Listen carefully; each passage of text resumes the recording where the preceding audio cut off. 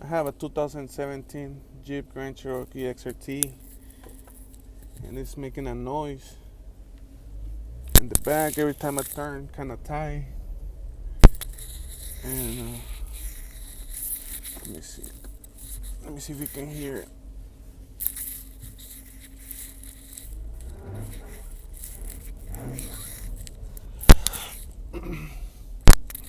It's been making it for a little while already.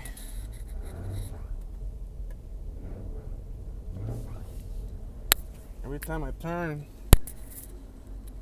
left or right, it's still making it. I mean, I think I think it's the straw. But I have an appointment next week with the dealership, and I need to find out what it is. I'm gonna post it on the comment section.